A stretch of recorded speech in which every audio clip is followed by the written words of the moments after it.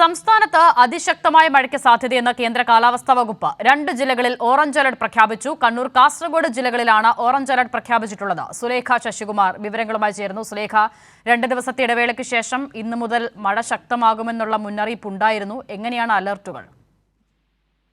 അച്യുത, എന്തായാലും 2 ദിവസത്തിന് ശേഷം സംസ്ഥാനത്ത് മഴ കനക്കുമെന്നുള്ള മുന്നറിയിപ്പ് തന്നെയാണ് കേന്ദ്ര കാലാവസ്ഥാ വകുപ്പ് നൽകുന്നത്. പ്രത്യേകിച്ച് വടക്കൻ കേരളത്തിലാണ് ഇത്തരത്തിൽ മഴ ശക്തി പ്രാപിക്കുമെന്നുള്ള മുന്നറിയിപ്പ് കേന്ദ്ര കാലാവസ്ഥാ വകുപ്പ് നൽകുന്നത്. ഇന്ന് കണ്ണൂർ, കാസർഗോഡ് ജില്ലകളിലാണ് അതിശക്ത മഴ മുന്നറിയിപ്പായ ഓറഞ്ച് അലേർട്ട് കേന്ദ്ര കാലാവസ്ഥാ വകുപ്പ് പ്രഖ്യാപിച്ചിട്ടുള്ളത്.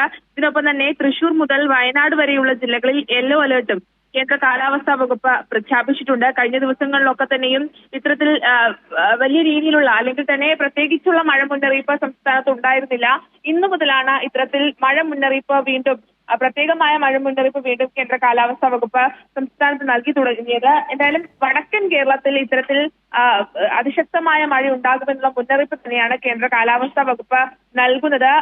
നാളെയും മറ്റന്നാളും ഇത്തരത്തിലുള്ള മഴ വടക്കൻ കേരളത്തിൽ തുടരുമെന്നുള്ള മുന്നറിയിപ്പും കേന്ദ്ര കാലാവസ്ഥാ വകുപ്പ് നൽകുന്നുണ്ട്. മഴയ്ക്കൊപ്പം തന്നെ ശക്തമായ കാറ്റിനുള്ള സാധ്യത കൂടി കേന്ദ്ര കാലാവസ്ഥാ വകുപ്പ് നൽകുന്നുണ്ട്. സുധ.